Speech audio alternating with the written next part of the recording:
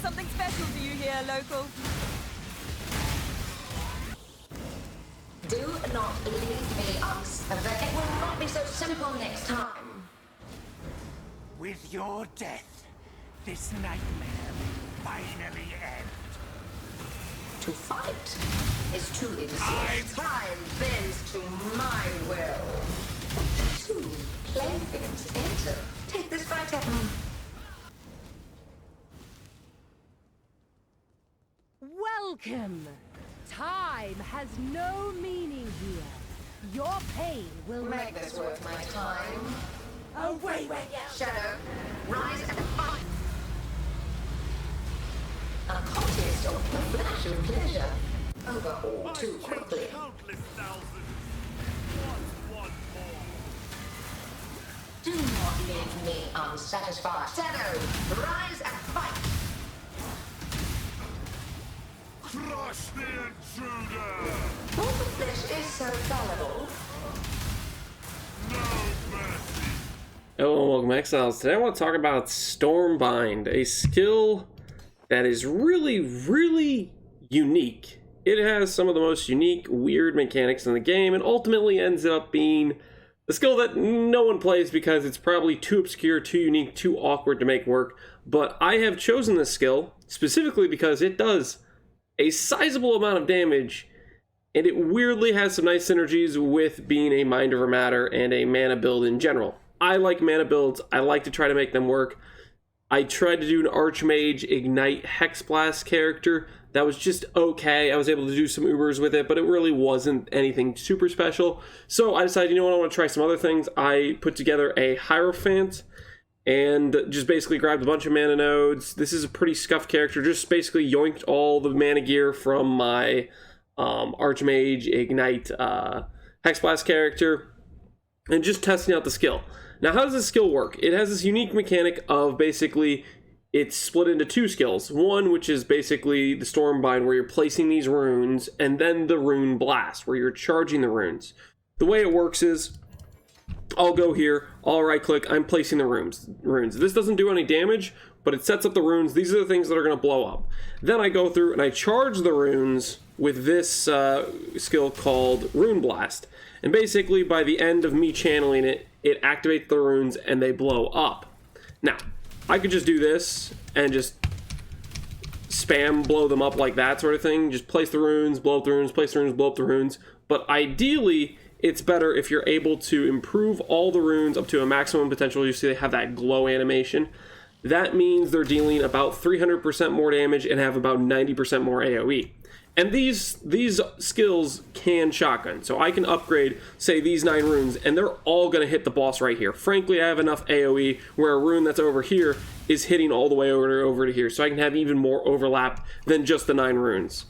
Now, the awkwardness of this skill comes into play with not only the 2-button blaze style, but the fact that Rune Blast, it charges the rune based on how much mana you're spending. So if I take off Indigon and I just have all these runes, it's going to charge these runes very slowly. You'll see it's based on the 0.2 per second cast time or whatever it is, and the mana cost of the skill. The skill only costs 13 mana, and it charges runes once you spend, I think it's like 20 something mana per charge.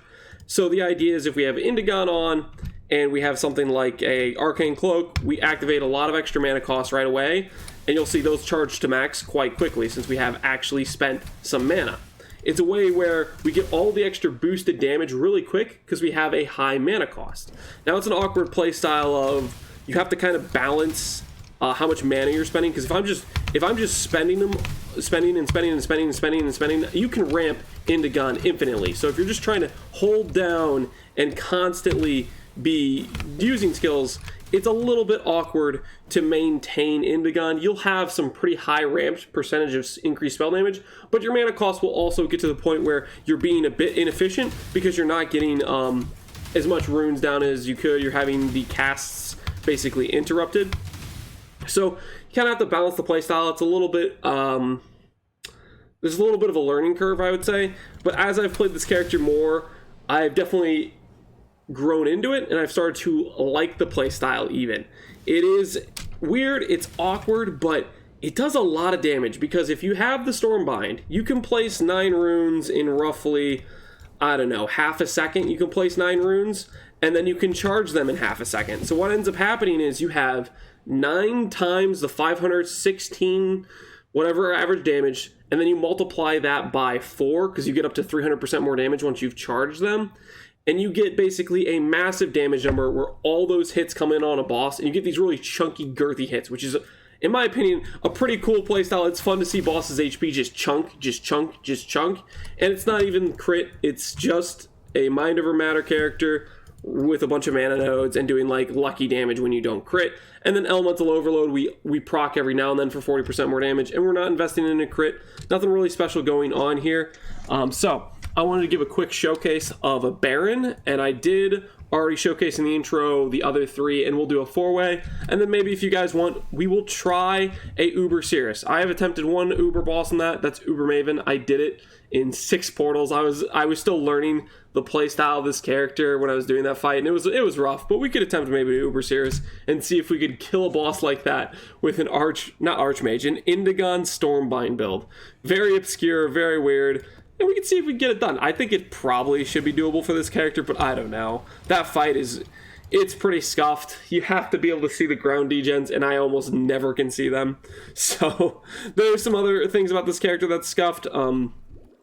We're overcapped by like 70 to 100 plus res. I haven't capped chaos res. I just basically yoinked the gear from my elementalist. None of this is really set up optimally. It's just a character I wanted to throw together and then actually just test out and try and see what it would be like. And you can see the playstyle is, it's the 2-button. It's the 2-button playstyle, but it doesn't feel as bad as a normal 2-button because of how fast the cast time is on Stormbind and Runeglass per se.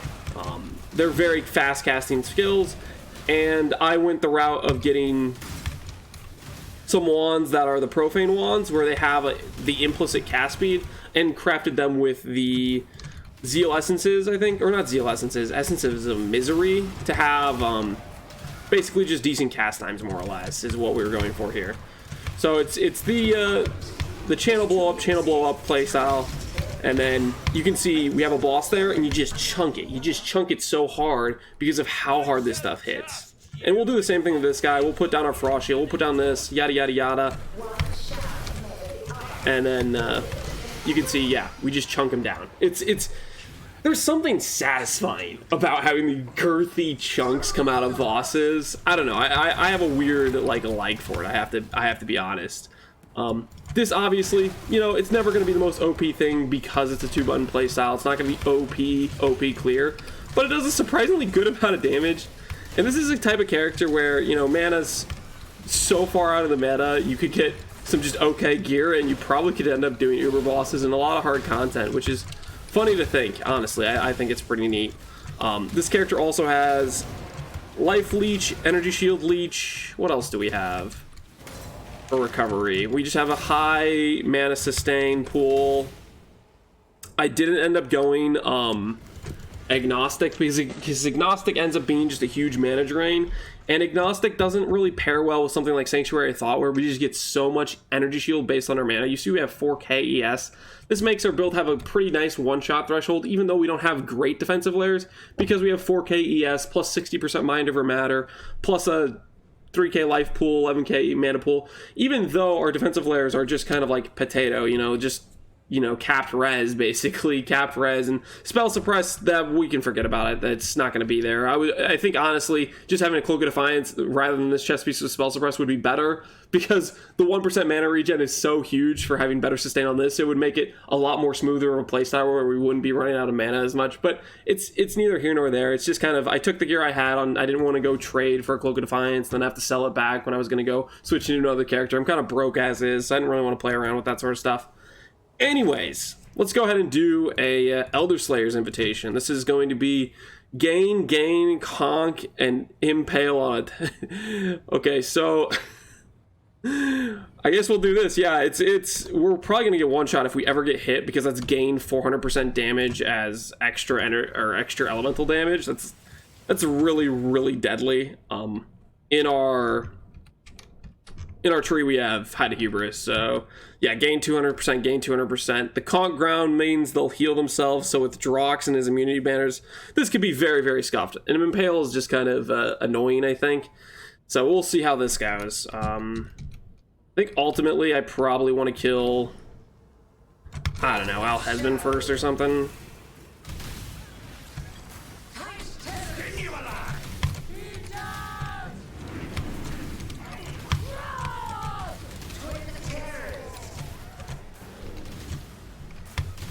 Okay. Resist the assault. Oh my word. He hit me once with the flag, and that did my 4k ES, my 3k life, and like all my mana in one hit. I somehow survived that. I don't know how, but luckily it seems like we killed all the other bosses pretty quick, because this character does actually do quite a bit of damage, so it's like, it's still, you can cheese through really dangerous mods because you do enough damage that it doesn't matter. But man, getting hit by one of those flags did so much damage because it's gained 400% of fizz is extra, and Drox does like all fizz. So that's what it looks like in a heavy hard fight. Doing a mana based build on an off meta skill, it weirdly works, and I'm enjoying it because Stormbind, I don't know how to describe it.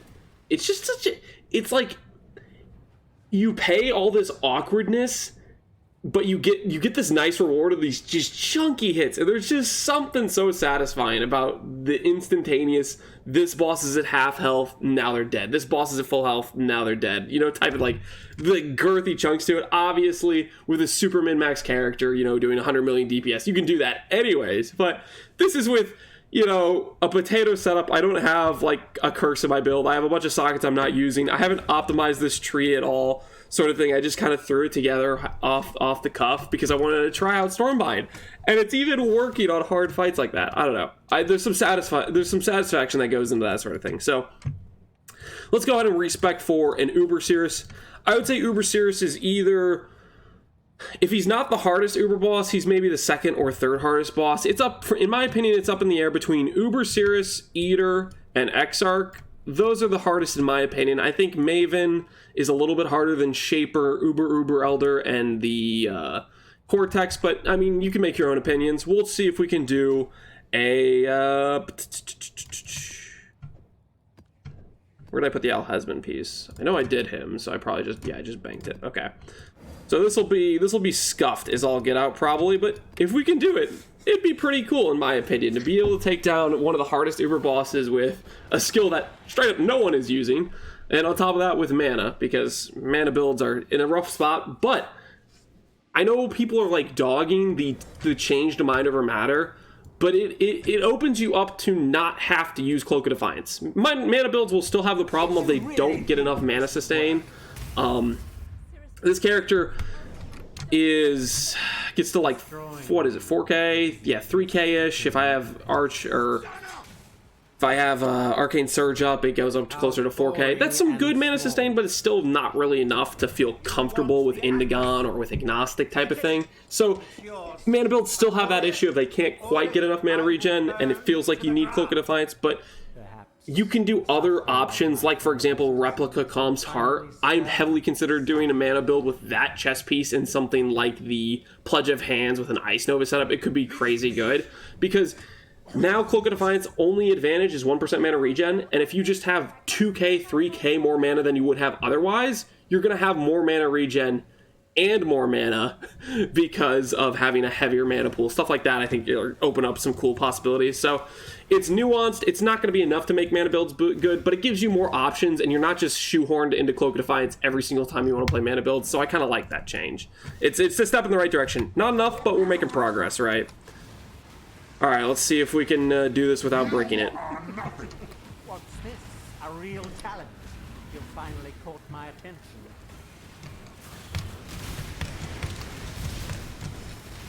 I don't think I have Corrupted Blood immunity, so this might just be a complete mistake. Man, I stepped out there. That was a mistake. I kind of bricked that.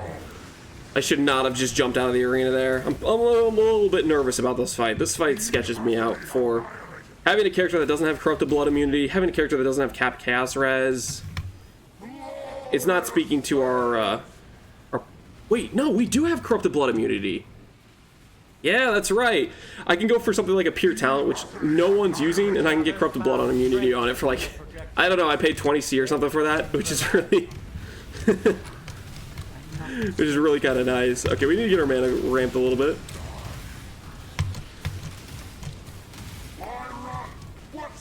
Okay, yeah, so we bricked the first phase, so we got out of that phase quick. Either that or we did enough health for that to be the third phase, but I think we're just on the second phase now, because I just messed up the first time. Yeah, that's the other nice thing about mana builds, is you can do something like a pure talent, which is a great mana unique, and you can get corrupted blood immunity on it, because no one cares about that unique outside of like a mana build, really. So we at least got that going for us, right?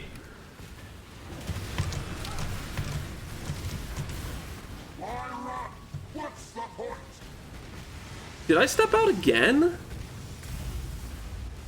I must have stepped out again. I didn't realize I did, but I must have stepped out again because he just went back up in the clouds. I guess I'm gonna try to not keep messing this up.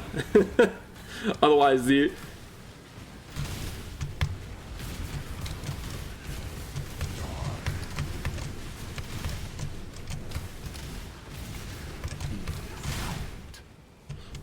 arena is going to keep getting more and more bricked.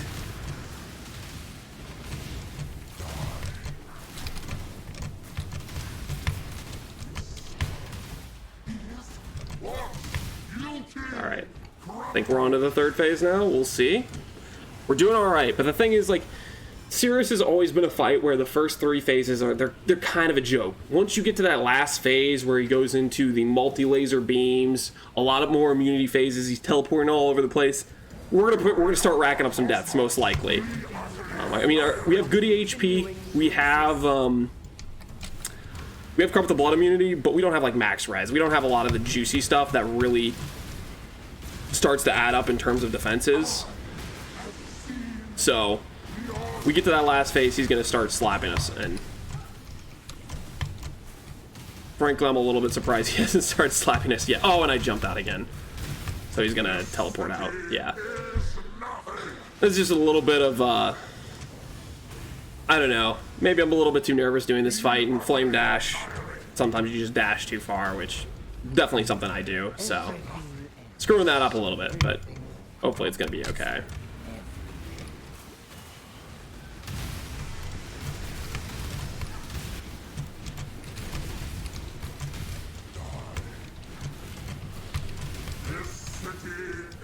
Alright, I think I didn't brick that phase. We'll see.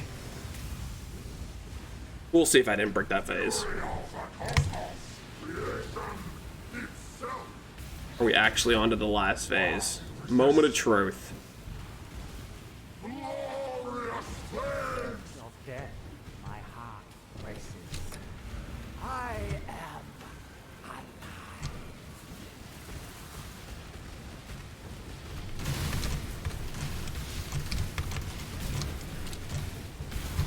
Everlasting fire.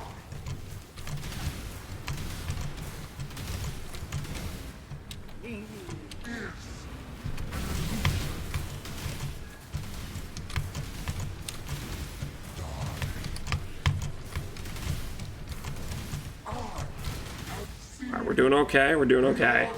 Let's see if we can keep this up. Not breaking it too hard just yet. Not that. Oh.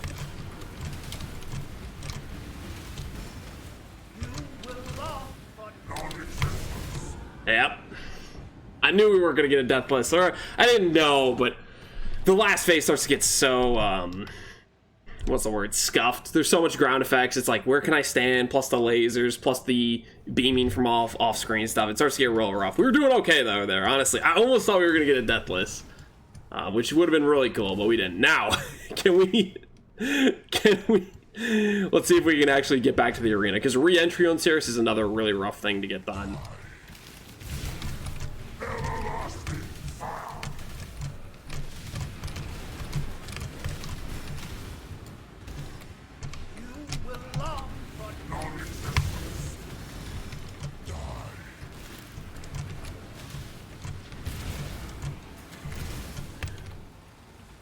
Man, we were so slow. That stuff lasts for so long. The I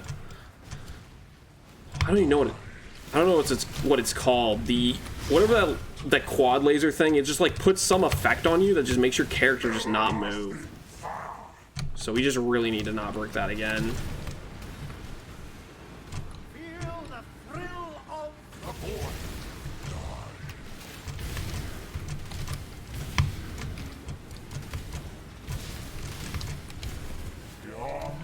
There's only Man, horror. the arena's getting really, really scuffed.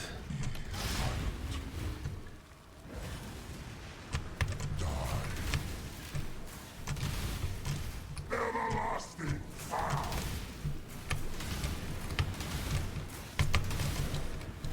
Feel the thrill of the void. All right, can we finish him out?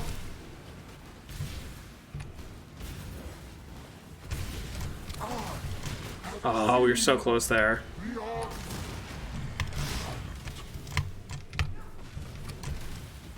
And I bricked it, man. He's basically in coal range, but you kind of see what I'm talking about there. We're getting into the point of where I'm having trouble to find somewhere where I can stand because of the ground degens. And then he's just going through cycling through so many phases. And this is where he starts to pick apart characters that need some sort of ramp or some sort of setup. Because this is a character where it's like, okay, I need to cast my storm runes. I need to do my rune blast. You have to do like some level of, I don't know what the word is, setup, preparation, whatever you want to call it. And it's very, very hard, right? It's very hard to do. It gets really rough. Everlasting fire.